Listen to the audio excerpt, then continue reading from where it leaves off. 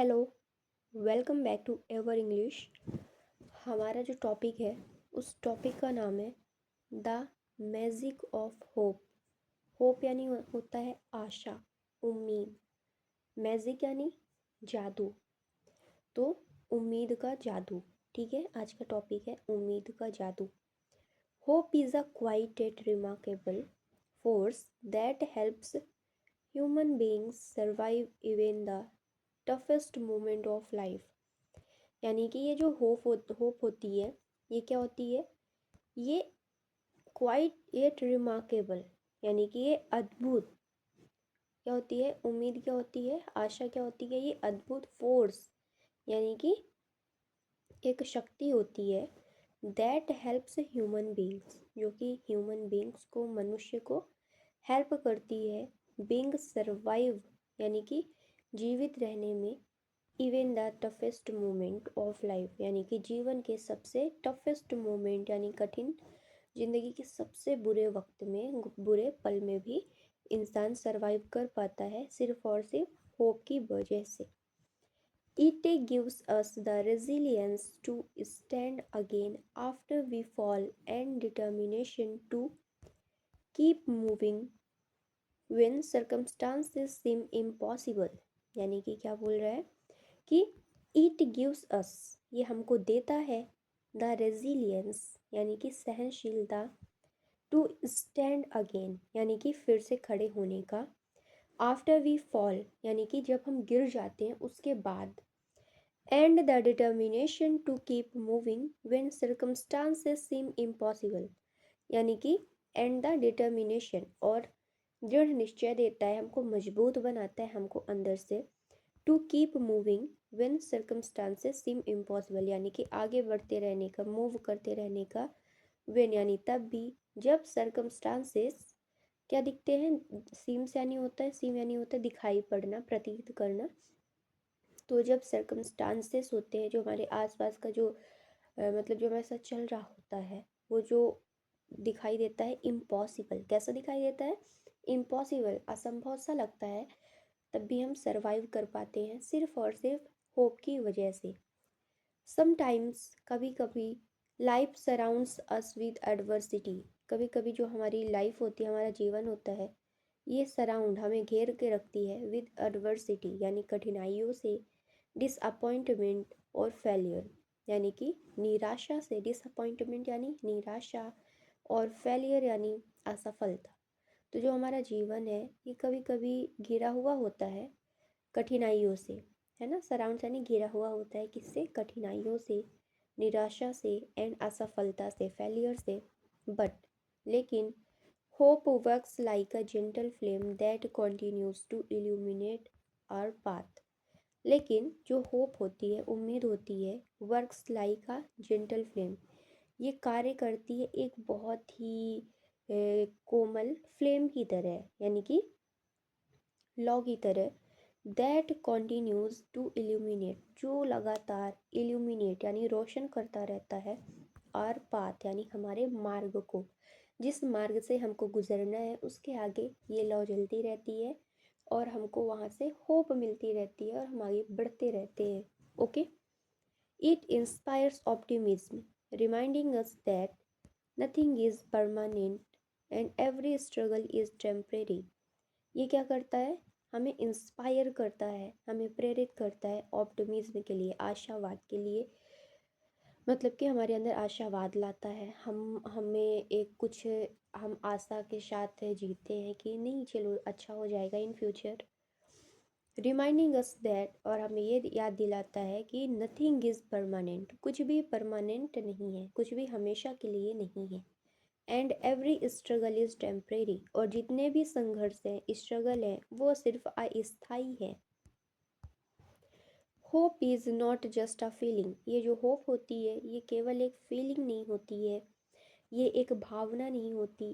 It is an inner strength, ये हमारी आंतरिक ताकत होती है। That gives meaning to our dreams, जो हमारे सपनों को अर्थ देती है। इट नर्चर्स आवर पोटेंशियल, हमारे हमारी जो पोटेंशियल होती है, हमारे अंदर जो ताकत होती है, उसे नर्चर करती है। नर्चर यानी उसका पालन पोषण करती है, उसका पोषण करती है। Helping us discover what we can achieve if we dare to believe, हमें मदद करती है। हेल्पिंग अस यानी हमें मदद करती है। डिस्कवर यानी खोजने में, वॉट वी कैन अचीव यानी कि हम क्या अचीव कर सकते हैं, क्या हासिल कर सकते हैं उस पे। If we dare to believe, अगर हम हमारे अंदर विश्वास करने की हिम्मत होती है तो। डेयर यानी क्या होता है, हिम्मत। When we share hope with others, जब हम होप को दूसरे के साथ शेयर करते हैं, it becomes a source of inspiration, तब ये प्रेरणा का स्रोत बन जाता है। That encourages people to rise above fear and despair, यानी कि इट बिकम्स अ सोर्स, ये साधन बन जाता है, सोर्स बन जाता है ऑफ इंस्पिरेशन यानी प्रेरणा का। दैट एनकरेजेस, जो कि प्रोत्साहित करता है, पीपल यानी लोगों को, टू राइज अबव यानी कि ऊपर उठने में, फियर एंड डिसअपियर यानी कि जब वो डर से घिरे हुए होते हैं या फिर निराशा में होते हैं तब। Hope teaches us that the world is full of possibilities waiting to explode even if they are hidden behind challenges, यानी कि hope, hope teaches us, hope यानी आशा हमको सिखाता है, टीच करता है। दैट यह है कि the world is full of positivity, ये जो संसार है ये संभावनाओं से भरा हुआ है, यानी कि यहाँ पे बहुत सारी पॉसिबिलिटीज़ हैं। वेटिंग टू बी एक्सप्लोर्ड, जो कि इंतज़ार कर रही हैं एक्सप्लोर किए जाने के लिए, यानी कि उनको खोजने के लिए।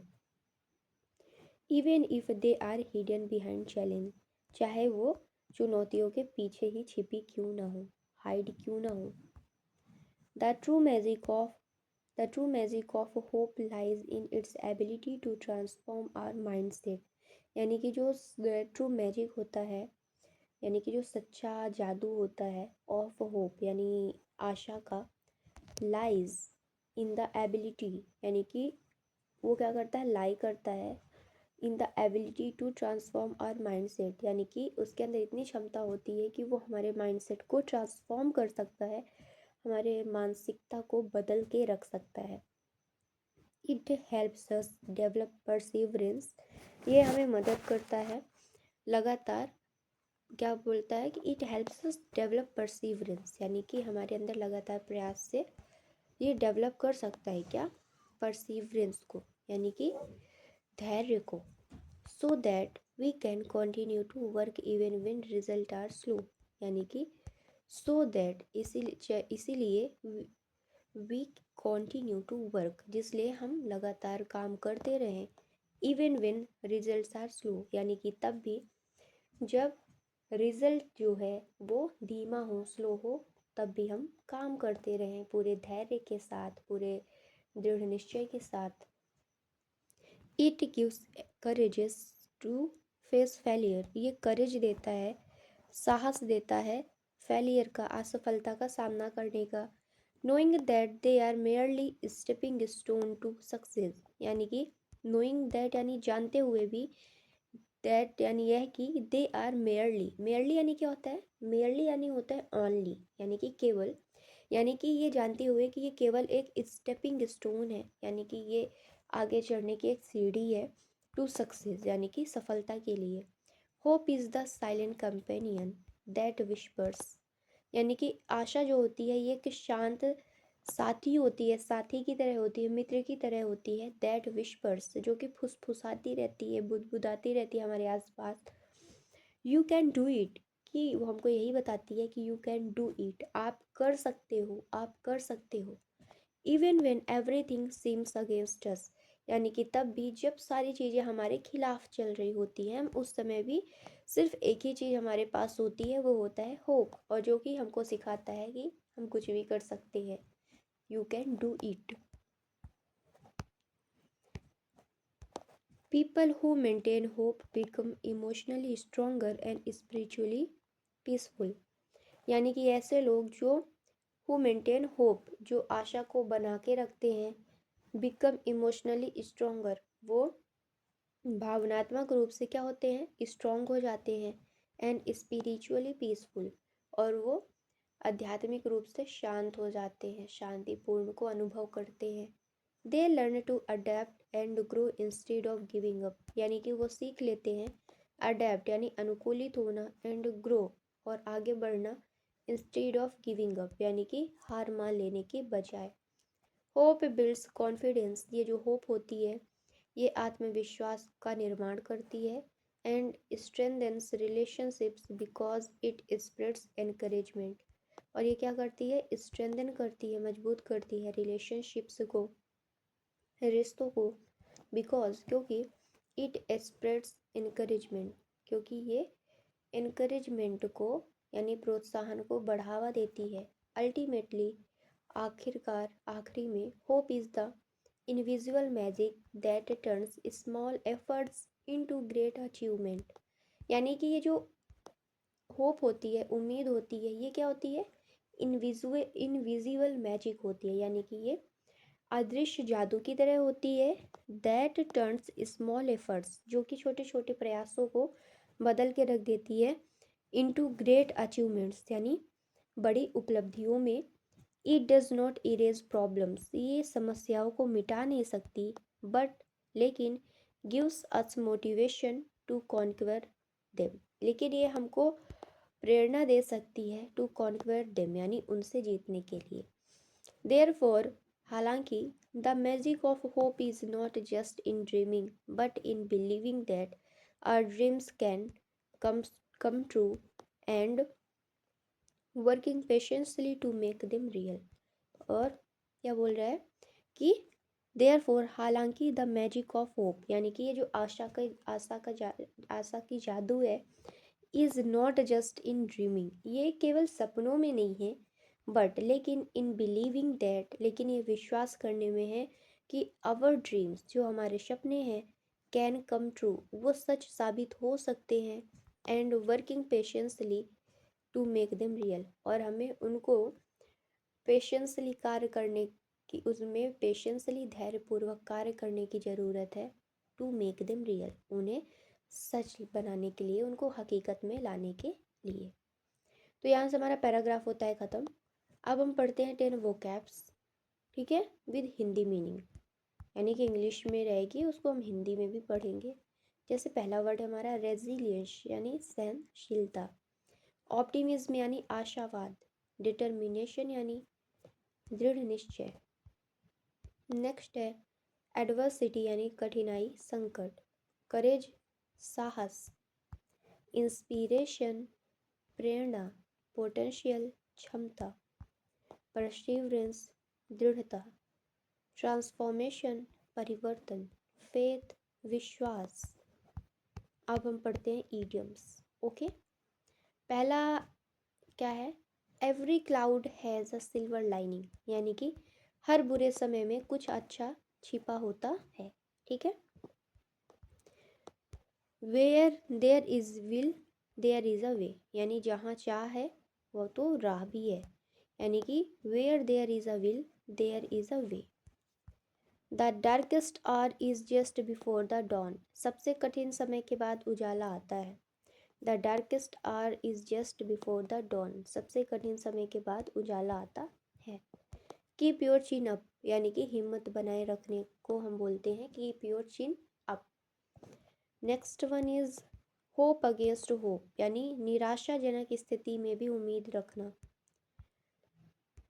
See the light at the end of the tunnel, यानी कि कठिनाइयों के अंत की आशा देखना। Next one is hang in there, यानी डटे रहो, हार मत मानो। Look on the bright side, यानी सकारात्मक पक्ष देखना। Look on the bright side यानी सकारात्मक पक्ष देखना। नेवर से डाई, कभी हार मत मानो। पुल थ्रू यानी कठिनाइयों से उबर जाना। पुल थ्रू यानी कठिनाइयों से उबर जाना। नेक्स्ट वन इज फ्रेजेस, यानी रेज ऑफ होप, आशा की किरणें। A heart full of hope, यानी उम्मीद से भरा दिल। Believe in a better tomorrow, यानी कि बेहतर कल पर विश्वास करो। Next one is never lose hope, यानी आशा कभी मत खो। स्पार्क ऑफ कॉन्फिडेंस, यानी आत्मविश्वास की चिंगारी। फेथ इन वन सेल्फ, स्वयं पर विश्वास। नेक्स्ट इज पॉजिटिव आउटलुक यानी सकारात्मक दृष्टिकोण। फाइट थ्रू द पेन यानी दर्द से लड़ते रहो। ड्रीम बियॉन्ड फियर यानी डर से परे सपने देखो। होल्ड ऑन टू होप यानी कि उम्मीद को थामे रखो। अब हम MCQs करते हैं। जो हमारा पहला क्वेश्चन है वो क्या है? Hope helps individuals build fear यानी कि ये जो होप होती है वो किसी भी व्यक्ति को मदद करती है बिल्ड करने में, निर्माण करने में। क्या? तो पहला ऑप्शन है फियर, दूसरा है कॉन्फिडेंस, तीसरा है एंगर, चौथा है लेजीनेस। तो क्या बिल्ड करने के लिए होता है? हमारा आंसर क्या होगा? हमारा आंसर है बी नंबर, कॉन्फिडेंस। नेक्स्ट है which word relates to having a positive mindset यानी कि कौन सा वर्ड है जो एक सकारात्मक माइंडसेट को लेके बैठा हुआ है इस ऑप्शन में? पहला है ऑप्टिमिज्म, दूसरा है कन्फ्यूजन, तीसरा है डिसअपियर, चौथा है आइसोलेशन। तो मैं एक बार सभी का मतलब बता दूं।